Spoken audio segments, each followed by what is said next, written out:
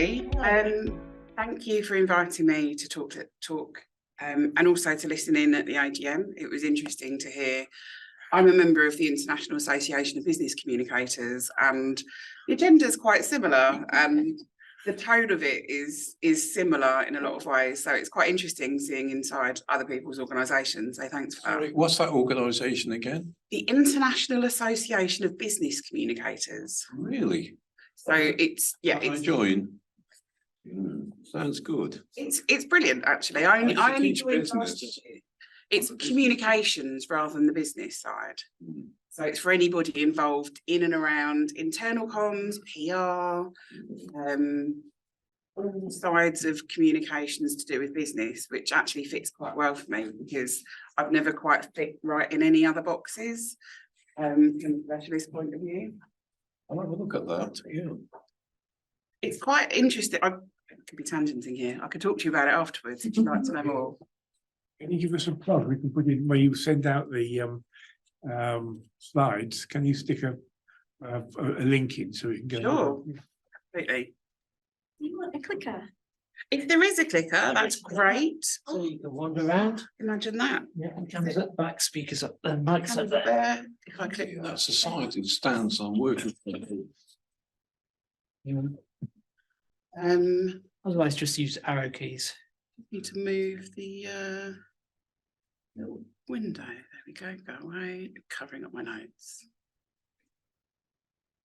So, yeah, as I mentioned, I'm an independent digital strategist. I work somewhere between communications and technology and digital teams.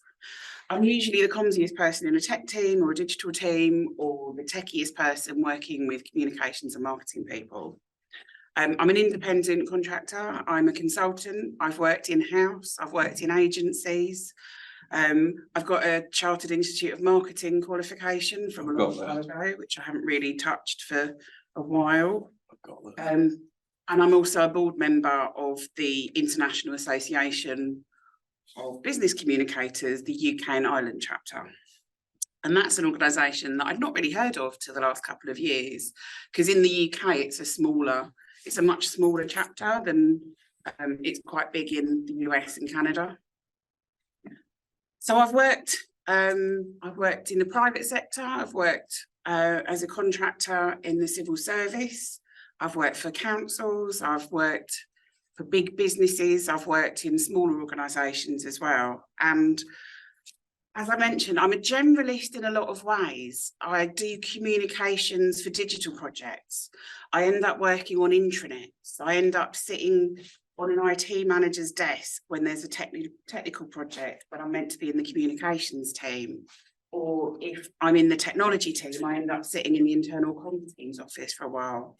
Because a lot of the time there's a real disconnect between people's, well, most of the time the projects I work on are owned by a combination of digital data and technology and communication.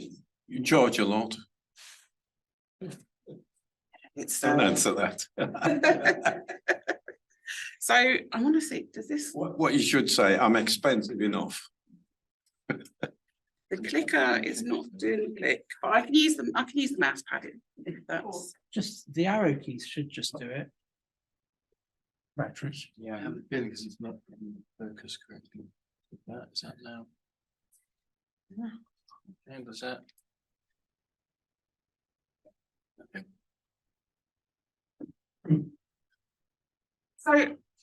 As I said, I sit on the outside of a lot of the teams that I'm part of, and I often end up having to jump into new industries, which means I end up having to pick up new vocabulary, understand new lots of jargon, different acronyms, sometimes the same acronyms, but with a different meaning.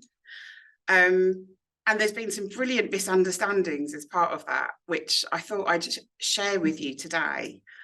And I guess one of the questions that I'd like to ask you all listening to this, have you had any, can you think of any misunderstandings that have come up, whether you're working with clients or working with colleagues? Have there been any examples? I've mentioned AI and they fooled on me. I mean, artificial insemination. Exactly. I've actually got that on my acronyms list. AI is one of those things that comes up a lot in conversation at the moment. But if you're a vet, and I mean veterinarian, not a veteran, you might think of it as artificial insemination. So they're both legitimate. In Germany, they acronyms. call it KAI. Okay. I don't know what the K stands for. So thinking about one of my recent examples, Kylie and Lee will know, I recently started rowing. This is me on a boat on Sunday. And every time I get in the boat, I forget everything that I learned last time. It's like when I'm starting a new project, or we've got to the next phase of a rollout, or I'm working with a different team. We're all working for the similar objectives, but some people might have different levels of experience. And there were people that were even newer than me this time. So I only started in the summer. And the person that was going to be sitting next to me in the boat, or behind me, or in front of me, depending on your definition, had only rowed once before.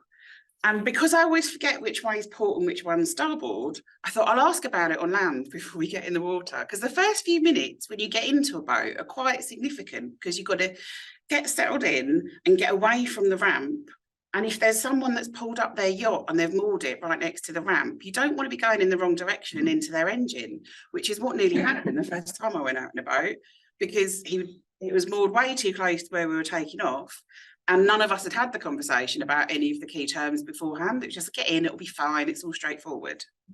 So I asked the question beforehand, and I'm like, right, port, it's on your left. You know, you pass port to the left. So it's quite a niche reference, but I get it, fine. And starboard, it's on your right. You know, that's the other way. Which is okay, except, all right, so I got into the boat and there's my oar, it's on the left. You can see me halfway down it. I've got a black beanie on, not red hair, but my oar is on the left. Up at the end of the boat there's a cox and a passenger. Yes. But that what looks like from this angle, if you have rowed before, you know what I'm saying. But actually you get on the boat at the front and walk to the back, and then you sit facing the back whilst the coxes are facing the front. So the direction of travel is actually into where the camera is. So I've got this, port is on my left, but actually when the cox said, right, port side, start rowing, she put her left hand up and it was on my right. And so even though I'd asked beforehand, I used my experience, I advocated for people that might have had less understanding than me, it actually increased the confusion. So if you're, I don't know, is anyone here also a member of the Worshipful Company of Information Technologists? I feel like there might be a tiny overlap, there might not be. The boat that I was on is actually owned by them, which is quite interesting. It's like a weird coincidence, really.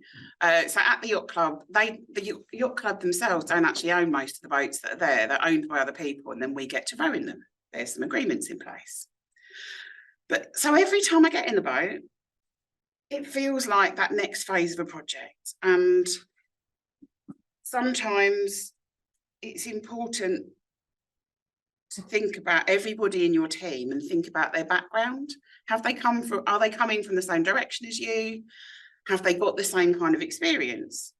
Because I've got an example that I'm going to talk about shortly, which was from my first actual role embedded in a technology team.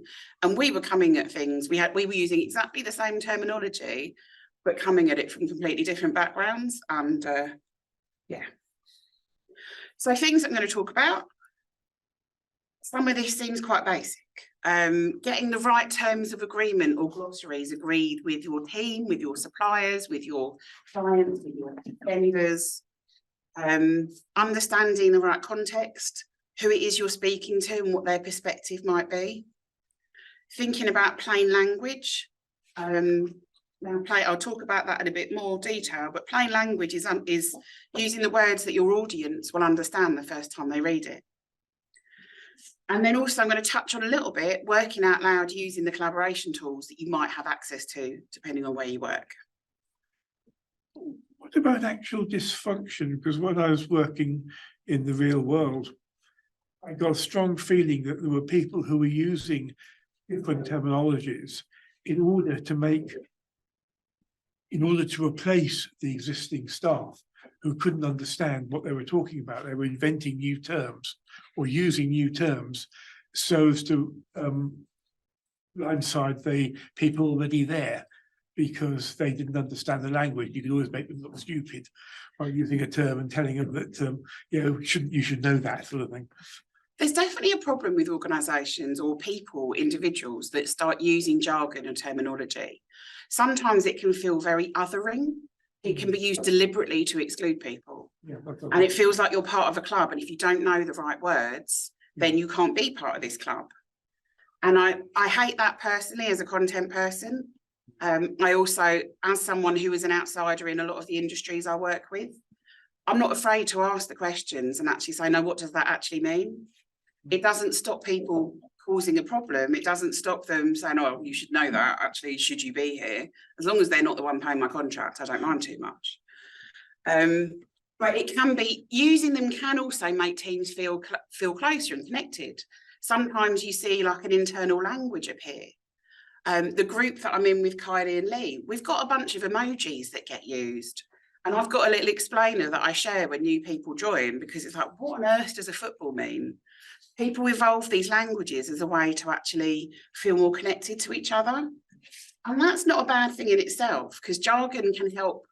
It can help be a shortcut.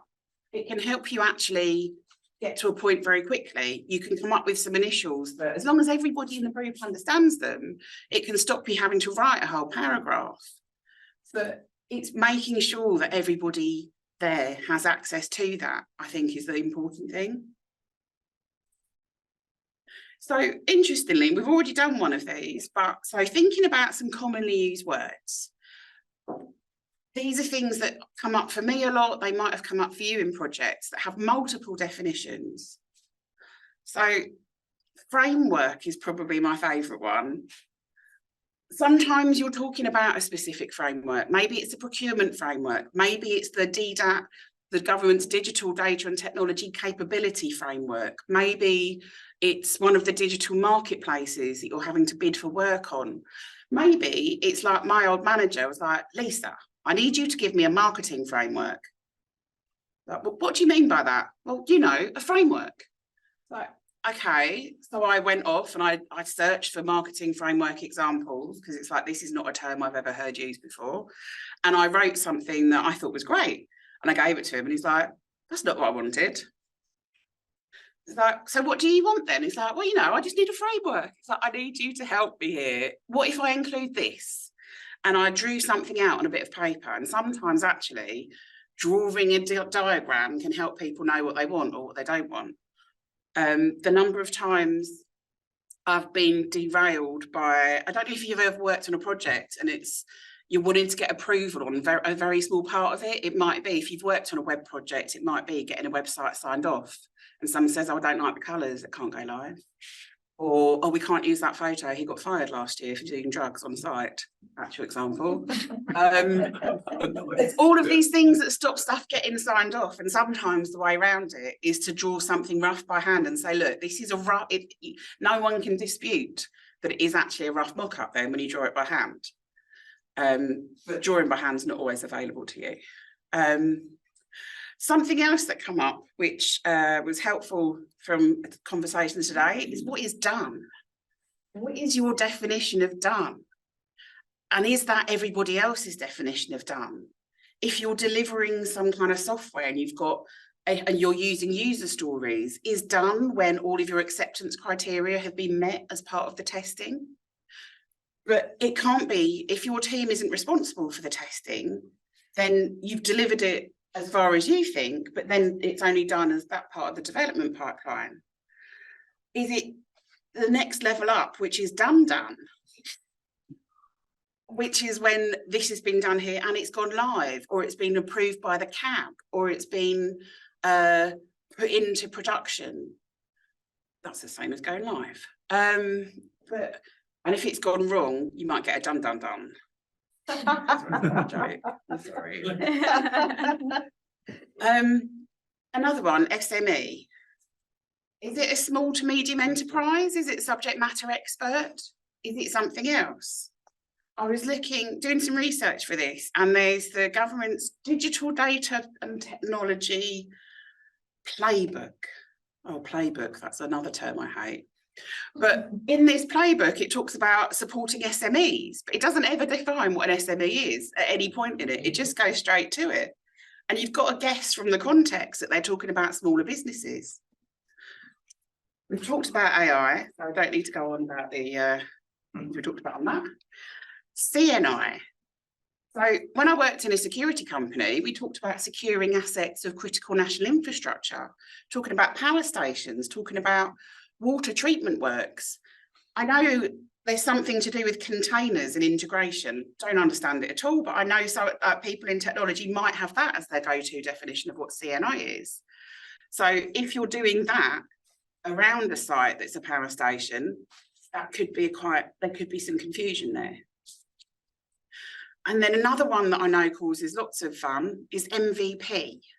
Now, I'm not here to talk about what the definition of viable is. So it could be minimum viable product. Now, some people say, well, it's the absolute minimum before it goes live. We could talk all day about what MVP is in that context. But in other contexts, it could be most valued professional. Microsoft has this MVP program, and you see people talking about it all the time. Oh, I'm delighted to get this certificate. I'm an MVP for Microsoft once again. And it shows that they've done a big contribution to the Microsoft community. They've been giving out lots of their own time and materials to help be seen as that most valuable professional. But if you work in gambling, or if you're a keen sports fan, it might be most valuable player. So again, context matters with these things, but sometimes even in the context, you don't know unless someone spelt it out the first time. When you're writing, You heard of the stuff, CDM? Content delivery network? Cadbury's Dairy Milk. Oh, lovely. And I've mentioned a bit about DDAT already, digital data and technology. My first day at the Department for International Trade, as it was then, I was in a meeting with the head of content. He was like, yeah, DDAT. It's like, sorry, what do you mean by DDAT? I've never heard this acronym before. And he's like, you know, the department you're in, well, the function you're in within the Department of International Trade. So, but I've never heard it said out loud before. And actually, some government departments use it, but they call it they've got different variations on it. So that's kind of terms. What about job titles? Because this is something that I've had a real challenge with before. So thinking about what is an asset manager? You know, who is an asset manager here? An IT asset manager, say. We've got Kylie. Anyone else? Is everyone else in the kind of service owner, service manager side of things? Or IT generally, or something else? But like, have you ever had weird direct mail because someone thinks that you're a financial asset manager? Yeah, regularly. Your stuff must get, your details must get sold online all the time. And again, it's that context around the term. I remember when someone's buying data to sell to people, I remember getting a really interesting targeted email. Said, oh, Lisa, you'll love this. You know, you've bought from us before. Well, we've got a sale of stuff that's just your size. And they sent me an email, and it was all size 8 clothes. Because I've got size 8 feet. And they use the same number. And it's like, if you're in the room, even on the camera, you can probably see I'm definitely not a size 8 in clothes. Like, these words and this information, the context is so important. Developer. Now, when you think of the term developer, it could be a web developer. If you work in a property company or a housing association, it could be a property developer. It could be a photography developer if you're working. Developer. Sorry? A body developer. A It could be a body developer. I don't know what that is, but there is a context and that makes sense. There's all of these terms that, especially when you start somewhere new, trying to get your own head around it and making sure everyone that you're talking to has the same idea of that definition is important. EA, is it enterprise architect? Is it exec assistant? Both are very important roles, but they've got very different responsibilities. Is it the games company? There's probably loads of other EA things as well. And then for me, sometimes I have a contract as a content designer, which means that I write user-centered information, or I create user-centered information. It might also include pictures, so it's not just a copywriter, but it's taking evidence that hopefully somebody has gathered or doing some research to understand what user needs are and making sure that the information meets their needs. Now, when I worked at an agency, I'd done this brilliant, so I'd been on this brilliant contract for the British Red Cross, and we'd taken their website from 4,000 pages down to 400, based on research, based on understanding what user needs were, based on cutting out a lot of the waffle that had just been there for years. And then I went into an agency to do a little copywriting gig afterwards. And the content designer there was the guy who put words on their Instagram pictures. Like, he was a 21-year-old who was just literally putting some words on a picture to put on their social media. And that's a skill in itself. I'm not downplaying it, but it's a very different skill set. Something that's a bit more specific, going back to sector, I've worked as a product owner. When I worked at Direct Line Group, I worked in a development team. I was a product owner. I was helping prioritise the work the developers were doing. I was talking to the business. I was understanding user needs. I was talking to the communications team. I wanted to write the content myself, but there was a content team for that. That as a role, product owner doesn't exist in the government's DDAC capability framework. In government, it's called product manager for pretty much the same thing. It means I've never quite understood why one is owner, one is manager, because what you do have in government, in the user-centered design section of the capability framework, is service manager. Now, no, you don't. You have service owner. So you get these weasel words. They've all got very specific definitions. They're from very specific frameworks. But service owners and service managers. So service owner might be something that feels quite familiar. But actually, no, that's not what we're talking about here. The service owner in the digital data and technology profession capability framework, according to on gov.uk, is a service owner. They're accountable for the quality of their service. They adopt a portfolio view, managing end-to-end services, which include multiple products and channels. Now that sounds sort of like what I would do before, but that's like a product owner, but for multiple products. But when I worked at DIT, I was working with a technology team and we were trying to define, so part of what I ended up doing was rolling out Microsoft Teams at the beginning of the pandemic.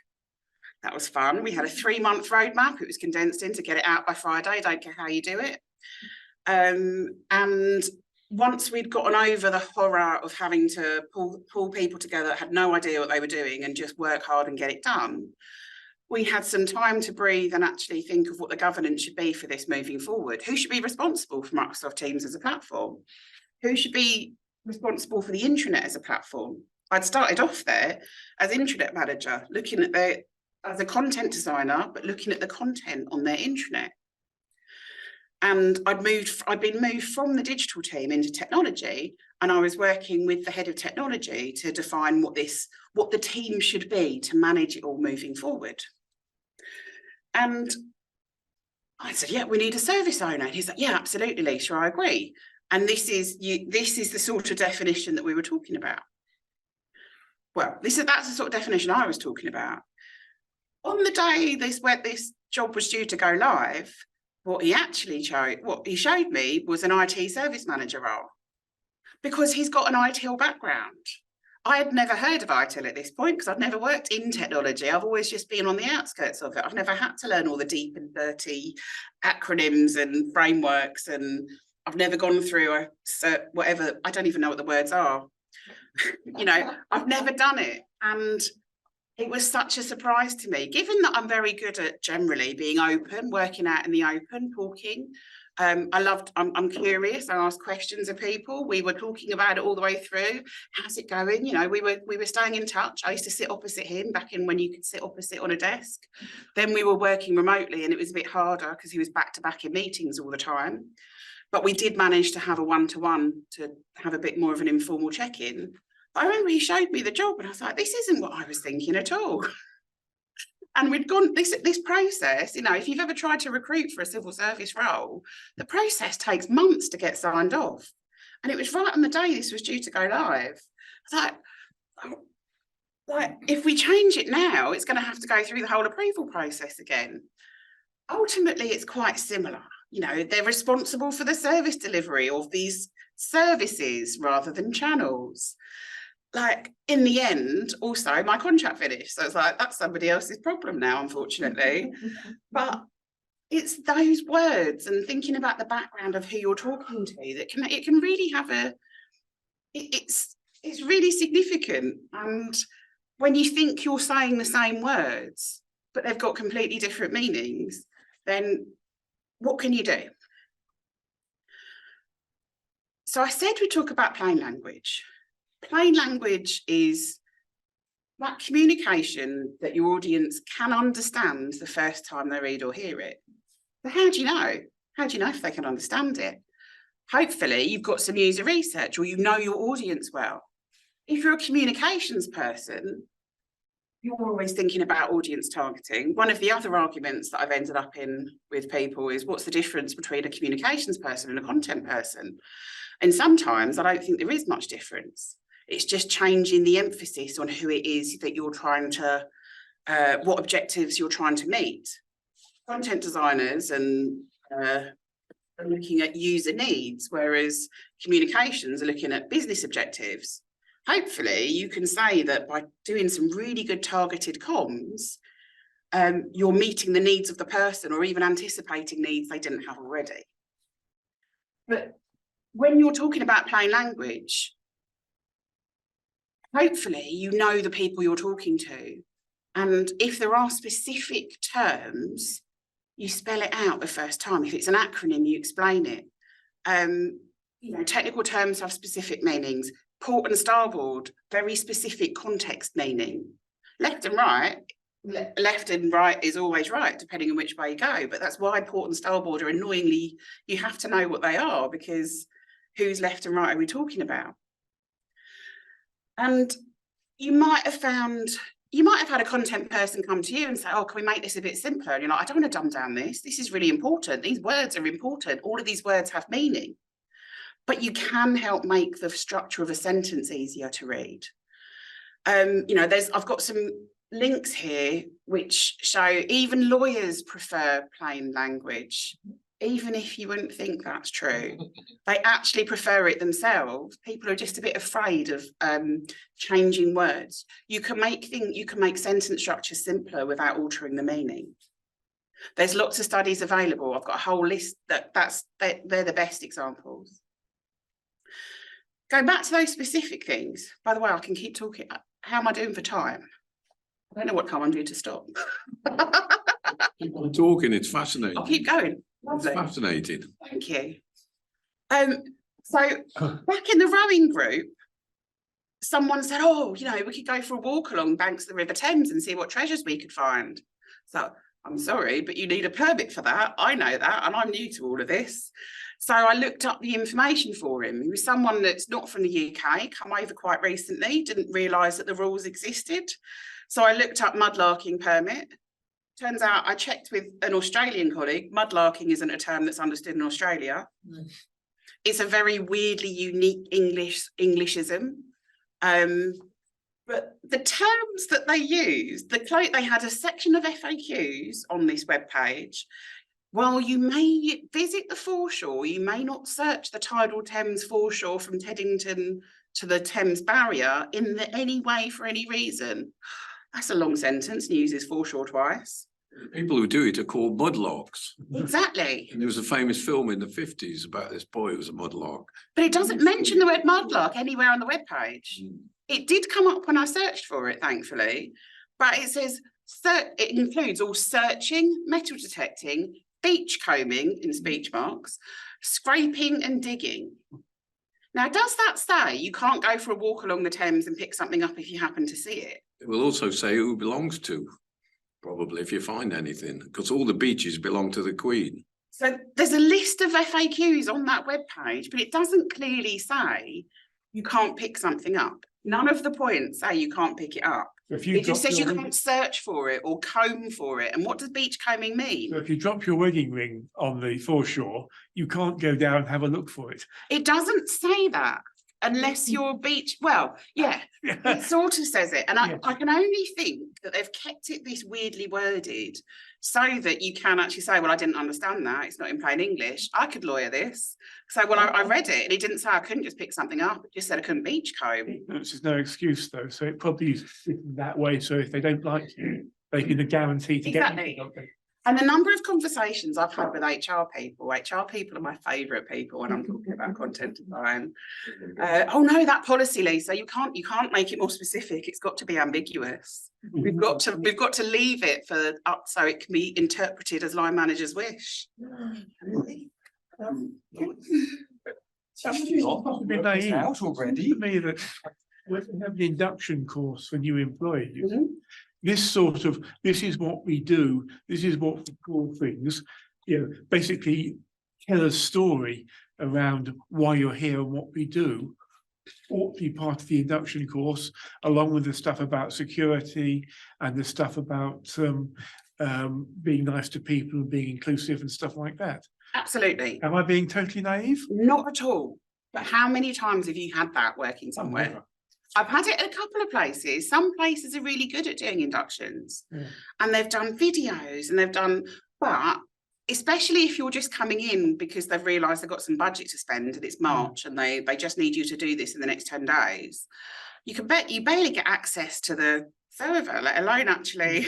It's fundamental things like security too, because unless you've had the induction course, you can't expect people to understand what the rules are. Exactly. How we interpret security in this place. Yeah, and even so, when I was at Direct Line Group, each of the development teams all had their own. They were encouraged to work in the same way, but they were all given the mandate that they could work in the way they wanted. They were self-organising teams. They were agile. They were able to decide which ceremonies they did and which they didn't. They could decide what cadence of development they did. How long was a sprint? How long?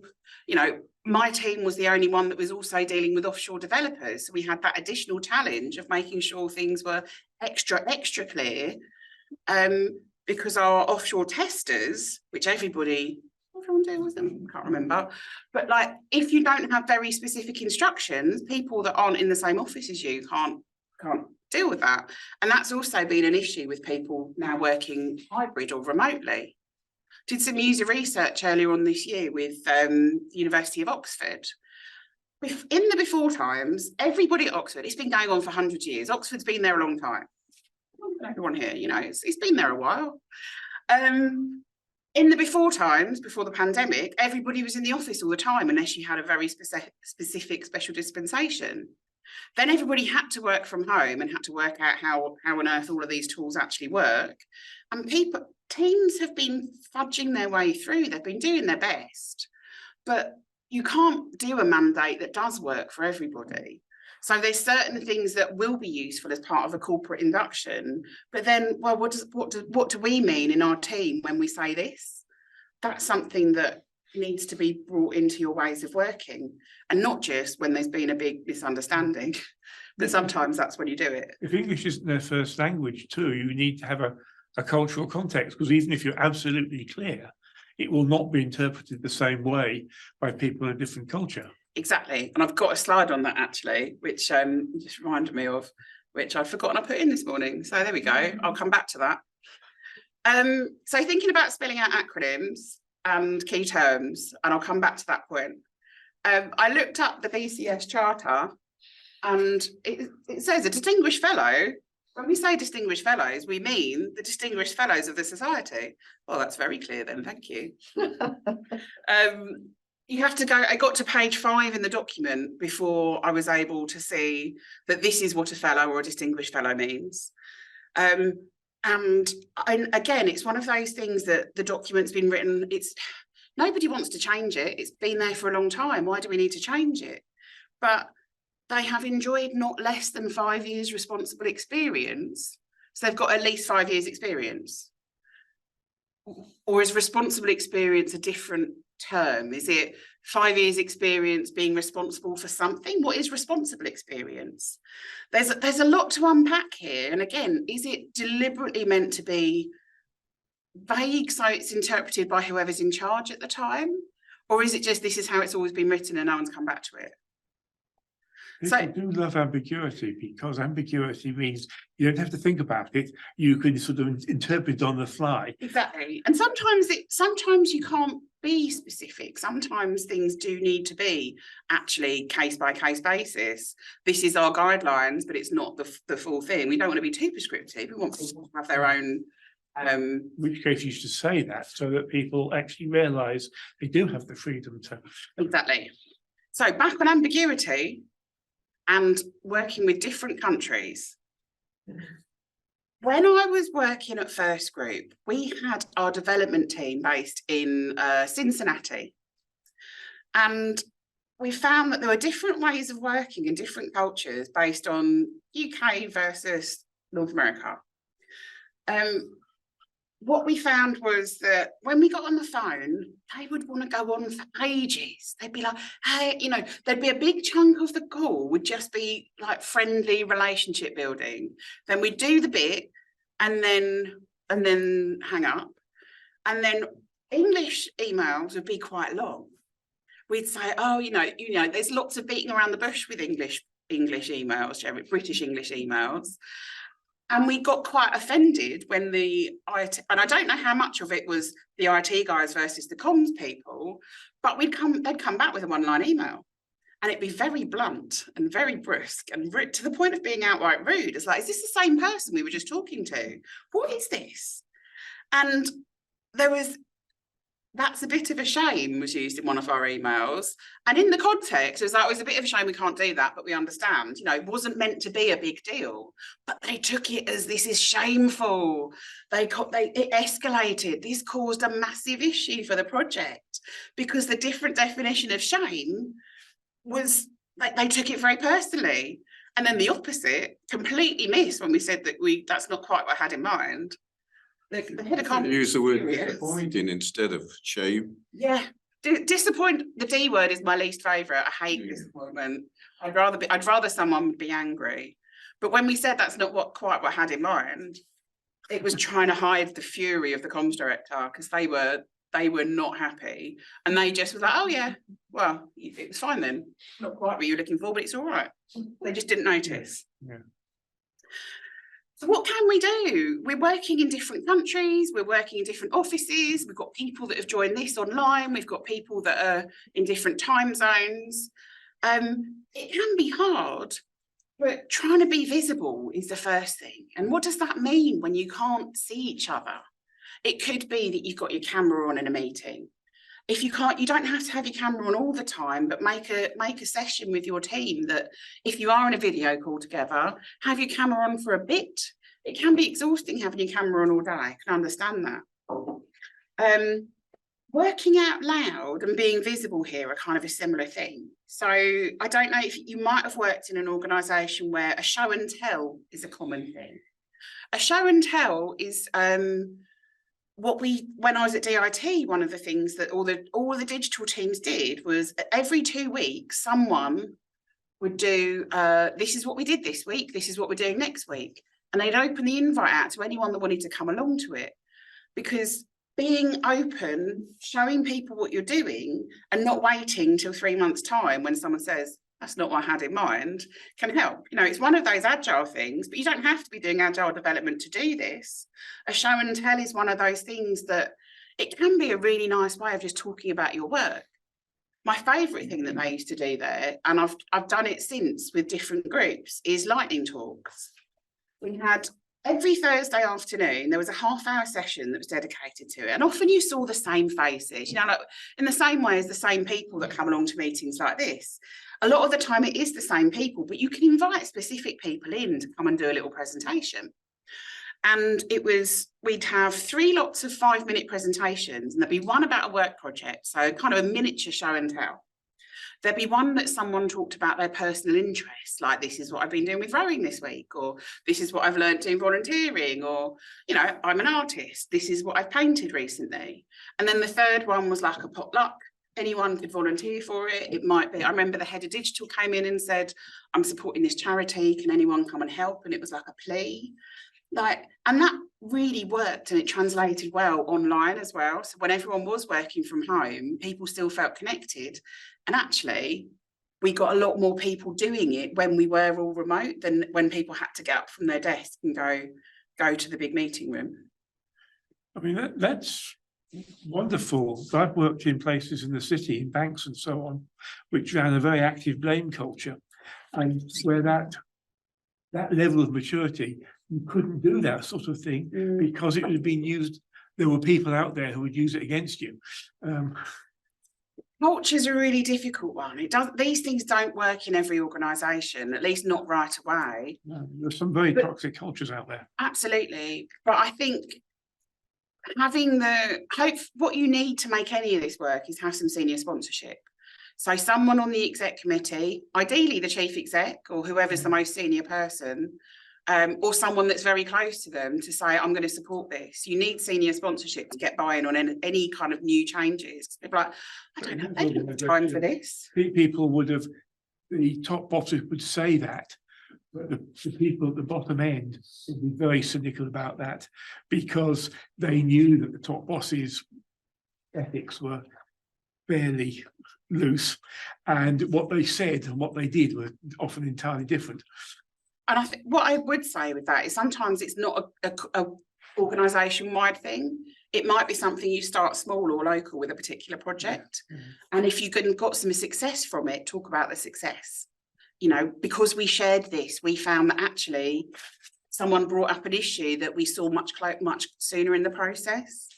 Or choosing if there's some new corporate project that's designed to do a corporate thing, get that as part of like a pilot, and then you've got that proof. Even senior sponsorship can be. Sorry to interrupt. Just conscious of time, if we could perhaps, you know, I think you're hanging around, aren't you, Lisa? So yeah, we can chat afterwards. Lovely. Yeah. Was there one more thing on there? We talked a bit about having good meetings. No, we didn't. We didn't talk at all about having good meetings, but make sure that people know why they need to be there. If they don't need to be there, they don't need to be there. There's certain meetings, you need a clear purpose, ideally an agenda, or at least people know why they're there. You don't have to have a formal agenda to know why it's happening. If you've got people turning up saying, well, I don't know why I'm here, they didn't have enough prep for it. Something you can do, which I quite like doing, very specific thing about glossaries. If you've got Microsoft Teams, you can add web pages as tabs into your team. So if you've got a load of definitions that buried somewhere in Confluence and only one person knows how to find it, put the tab in the team. If there's a web page that's your style guide that you keep referring to, put the tab in there. If you don't have Teams, you can put it as a link in your Slack channel. There are bookmarks. You can have a resources channel. If you don't have Slack, you could have an email that you send to new people that has a list of all the links, all the attachments. It could be in a shared drive, but taking time to signpost to what you already know can help everybody understand things better. And if you're not sure, ask. So after all those misunderstandings with me not knowing my left from my right, I actually won an award on Sunday, which is the only sporting award I've ever won in my life, which was the best newcomer. Because I've asked a lot of questions and I went all in. I've been volunteering since at the club because it's a volunteer-led organisation. And the best newcomer, they called it, it's the catching the fewest crabs. The first time I went out in the boat, nobody told me this and I was terrified. If someone had said it, I'd have been less terrified. And I've passed this on to people since. But if you get it wrong with the row, if you pull the oars too close into your stomach and then something gets out of alignment, you get knocked over and you flip backwards in the boat, which is terrifying if you've never been in a boat before. And I thought I was dying maybe, or I was going to end up in the water. Like, how am I upside down? I don't understand. But I did it several times on my first time out and I haven't done it since. So you can have problems, but if you keep working on them and you take opportunities to, if your clients have asked you weird questions, like, can I check what you mean by that? If there's an RFP, you're like, they're really vague, I don't think they know what they need, ask them clarifying questions and plenty of time for them to tell you what they need. So you don't spend weeks and weeks and weeks doing a proposal and that's not what they wanted at all. And if you've had a conversation with someone, don't be afraid to follow up. If you've got any questions, then do that. So things I said, spelling out acronyms the first time you use them, have that shared definitions list, store it somewhere that people can access it and signpost them to it. Make sure you share it with new people. Hopefully it becomes part of their induction. And I only shared a couple of tiny tips there about collaboration tools, but there's probably things you can do to get more out of the things you're using. And don't be afraid to go back to any of this, particularly if something's kicked off and you've got a disagreement, because ultimately getting everyone back together and will help get back onto the right page. And that is me.